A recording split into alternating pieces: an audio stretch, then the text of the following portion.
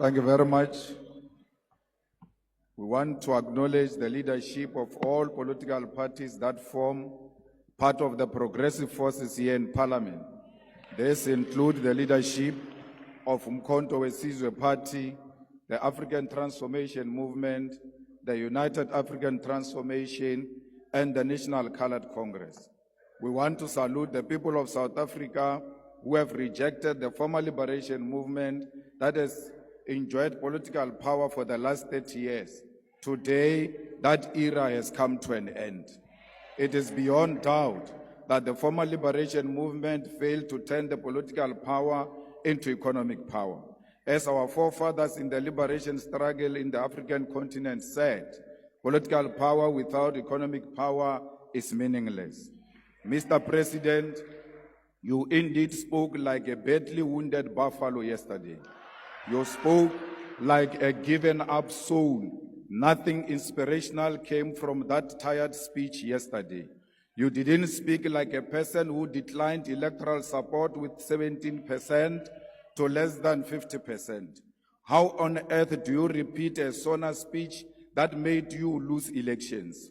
You were saying to South Africans yesterday, in so many ways, that you learned nothing out of these historic elections to an extent that you want to continue business as usual.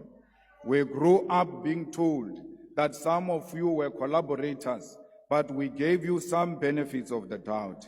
It was said in this house that you personally wrote a letter to the apartheid police accusing your fellow comrades of planting communist ideas in your head, and we refused to believe that story at that time. It now makes sense that despite the apartheid regime being so oppressive against all freedom fighters, you peacefully and uninterruptedly attended university and you were given your first job by the ambassadors of apartheid, capitalism, and colonialism. Without a hustle, you bought yourself a first car and a house with the assistance of the Urban Foundation, which was anchored by the Ruperts and the Oppenheimers, while your comrades were sleeping under trees in exile and languishing in jails. We asked ourselves as to how did you form a union of mine workers without being a mine worker? Can't you know? You were the conveyor belt between the workers and the super exploitative mining capitalists in South Africa after the Oppenheimers and Anglo-American had concluded that the mine workers must be organized. Our elders in the struggle have made allegations before in this house that throughout the struggle against apartheid, you were insulated from any form of arrest and harassment by the apartheid system. Towards the end of apartheid, you shockingly placed yourself at the center of the negotiation for the end of apartheid. No one knows how you arrived to be at the center of the negotiations of our liberation. It now explains as to why so many compromises and capitulations were made, leading to a situation where economic power remained in the hands of the white minority. Malema, can you take a seat? There's an order by the Deputy Chief Whip.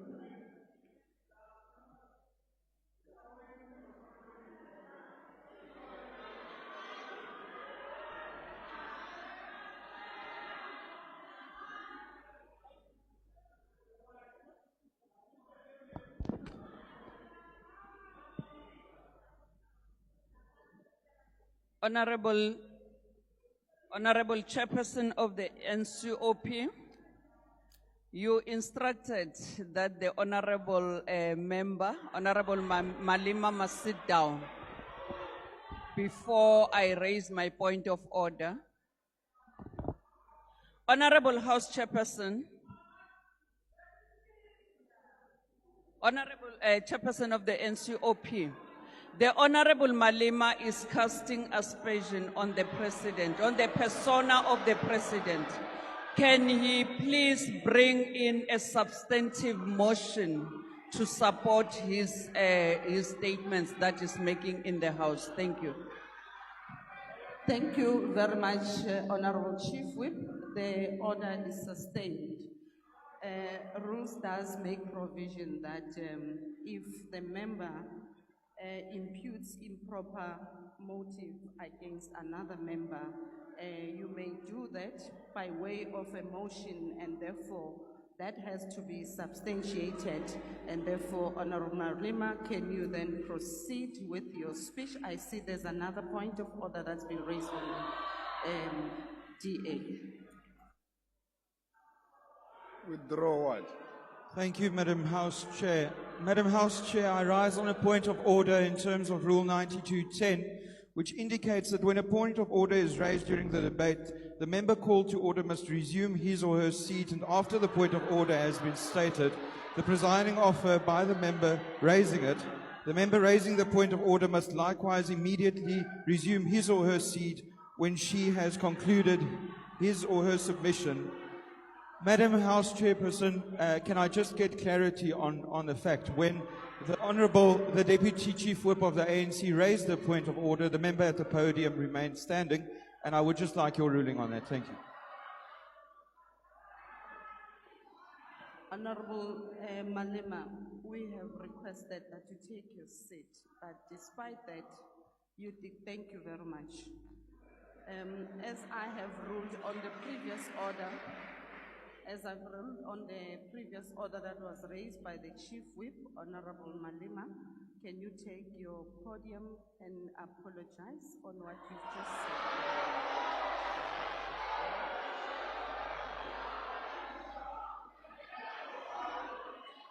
The order of I must apologize for not sitting down. Can you take your seat, Honorable Malema?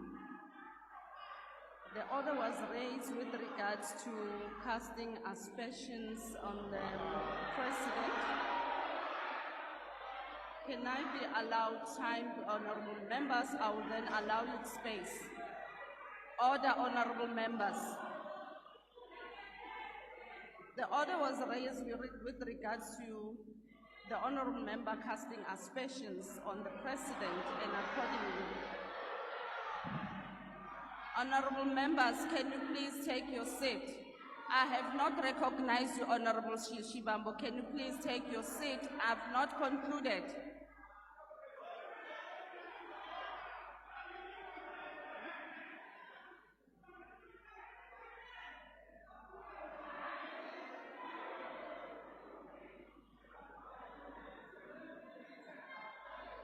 Honorable member, can you allow me please to conclude?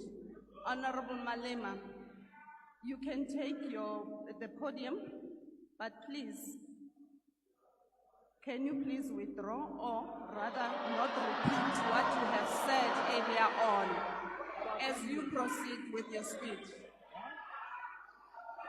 Honorable members, please, can you? Honorable members,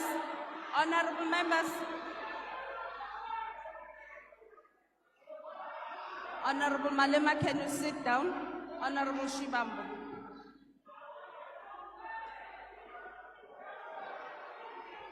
On a point of order, House Chair, we are going to forgive you because we are new. You don't know the rules of this parliament. When a point of order is raised, you must specify the rule and the specific sentence or a phrase that you say this is a violation of the rules of the National Assembly. What the Commander-in-Chief is doing is to give a political characterization of a phenomenon. That is a point of debate. It's not casting aspersions. How else do we deal with political questions without giving context to what got to transpire to where we are now? Where else do we say that except here in this parliament? You can't suppress political debate because of your misinterpretation and misunderstanding of the rules. Please allow the speech to finish. And then when we later on go to Rules Committee, we're going to illustrate to you with proper evidence when we're inducting you that the rules do not say what you are saying that you must withdraw. Please be patient with this process. We are going to understand them when time progresses. Currently, your application is incorrect. Thank you, Honorable Shibambo. Honorable members, Rule 53 makes provision that if a member makes personal reflection on the member's integrity that are equally offensive or damaging, which cannot be necessarily be substantiated. Therefore, that should be done by a way of a motion so that a member can substantiate what he's been saying. At this point in time, Honorable Malema has cast aspersion against the president, which needs to be substantiated accordingly, and therefore the order remains sustainable. Honorable Malema, as you proceed with your debate, can you kindly refrain from making such aspersion? Thank you very much. You may proceed. I must proceed. Thank you very much. It now explains as to why so many compromises and capitulations were made, leading to a situation where economic power remained in the hands of the white minority, leaving black people with meaningless political power. We can today confirm that it was pure infiltration by forces of darkness. When it was clear President Mandela is not going to make you the first deputy president of the democratically elected South African government in 1994, you threw tantrums and even boycotted his inauguration. The same President Mandela you asked us to celebrate yesterday, you missed the historic moment to do so in 1994 because of personal aggrandizement. Like many people in South Africa, I stood here in this house and said we will give you the benefit of the doubt, believing that the allegations against you of being a collaborator might not be true. I will tell why I'm giving you this personal account. It is necessitated by your activities, actions, and decisions over the past weeks since the electoral defeat of the former liberation movement, which demonstrated clearly that in the battle against neo-apartheid and neo-colonialism, you chose the side of the oppressor like you did in the past, yet pretending to be with us, the oppressed people. Why will the apartheid beneficiaries say that among all black political leaders, you are the only one they can work with, to an extent that you are called a better black with a better accent, and you believe them over us? They call us criminals who must be arrested, whether we have committed any crime or not, because we disagree with them politically, and you believe them over us. Your own brothers and sisters who come from Shawela and Venda with you are today looked down because of you. You have committed to be a representative of the oppressor. The white capitalist establishment is willing to turn a blind eye to even serious allegations of wrongdoing against you, because through you, they believe that they will perpetuate the exploitation of the oppressed class and reverse the gains of the political freedom attained in 1994.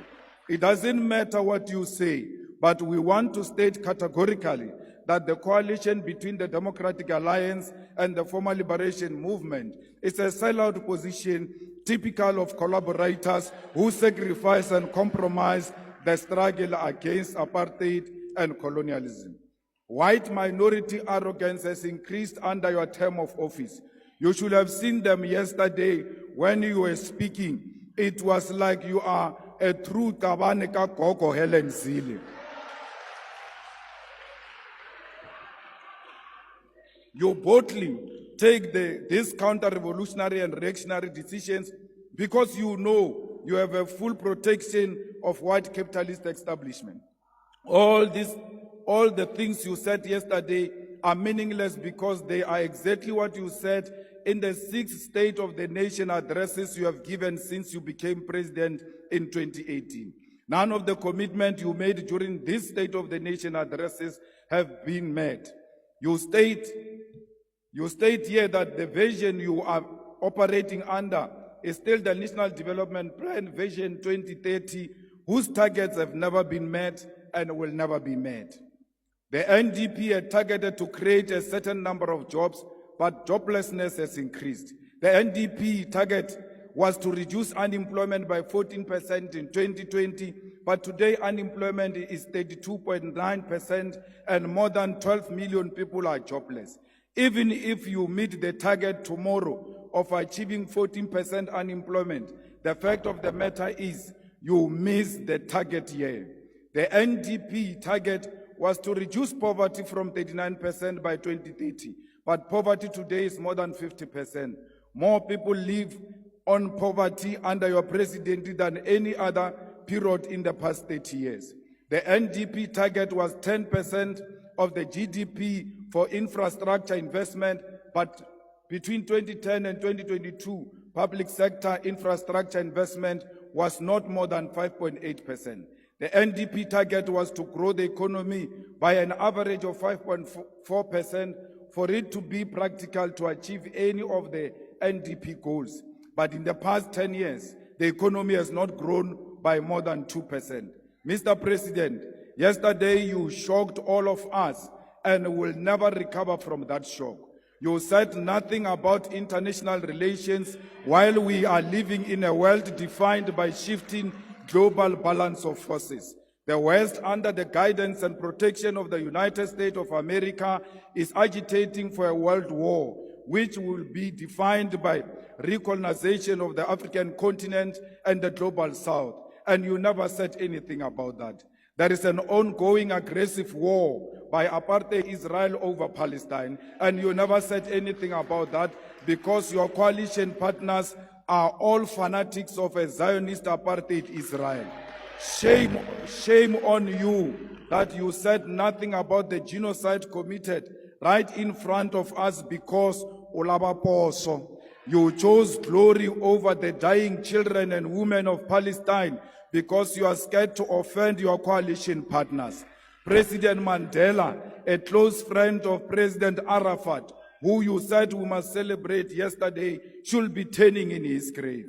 The trade embargo against Cuba is still intact, and despite the fact that Cuba played a role in the struggle against apartheid, you never said anything about that. There is instability in the Democratic Republic of Congo, and South African soldiers are dying in that war, and you never said anything about that. There is a real threat of instability in the entire SADC region, and you never said anything about that. There is loss of life in South Sudan, but you had nothing to say about that. The BRICS Forum has been joined by additional countries such as Saudi Arabia, Ethiopia, Egypt, Argentina, Iran, and United Arab Emirates. And you never said anything about how South Africa should maximize these strategic relations to grow the economy. The North Atlantic Treaty Organization, NATO, is agitating for a world war through its admission of Ukraine into NATO alliance, and you never said anything about that. This is happening while South Africa has discovered strategic oil and gas natural resources, which in itself, Minister Mantashe, is a cause for global security. But your president said nothing about that.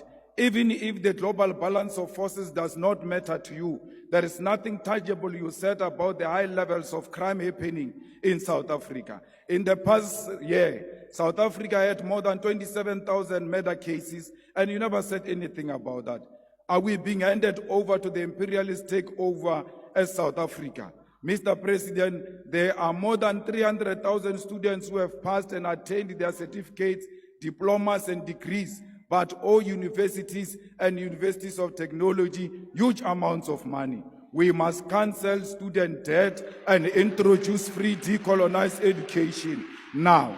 You claim to have created 2 million jobs through your presidential employment stimulus, but there are no additional 2 million jobs that were created since you took office in 2018. And if you want to argue this point, go and argue with Stats SA. Another issue we need to highlight is that Kusile Power Station added an additional 800 megawatt into national grid 2 weeks ago. You never mentioned anything about that. Instead, you chose to mention 256 megawatt of unreliable energy by independent power producers, which was plugged into the grid in the Northwest Province. This is an evidence that in addition of selling fictional buffaloes at Palapala, you are also a salesperson for independent power producers.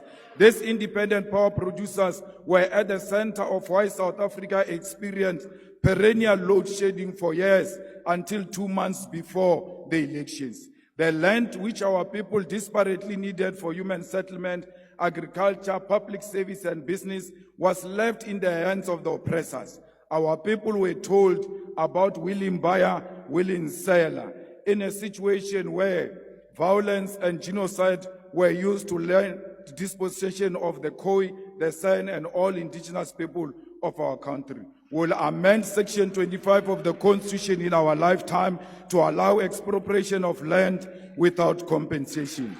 South Africa, our country is being traded. We, the progressive forces, need to constitute an alternative radical agenda. Let us do everything in our power to rescue our country from being traded on a silver platter. We call on all workers' movement, civil society, religious leaders, and traditional leaders to reject this grand coalition led by DA under the pretense of the so-called government of national unity. We as the EFF will not form part of a factional and a decoy of the so-called national dialogue which happens after the government has already committed budgets and programs to this agenda. We are not in the business of talk shows. We are in an agenda to realize through economic emancipation of our people, and no matter what it takes, we will never associate with the collaborators and the sell-out agenda of the establishment. Erekele botse nonyana phaku-phaku e bjale tee a re thušike maru a o tla bo sele. Motho wa o ba le matriki wo a sankang a ba subjected to a peer review comes here and calls us VBS looters. I understand the mind of a rat will not comprehend that is actually sitting with VBS looters themselves in the government of national unity. The same matriculant is a beneficiary of the loot of 20 billion of Steinhoff that was invested by public investment, by PIC.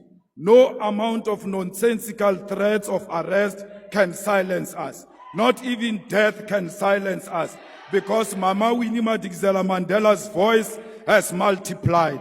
Ours is a generational mission. We shall overcome. Victory is certain.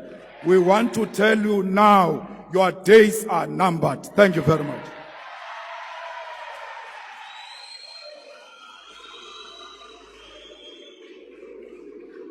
Order, honorable members.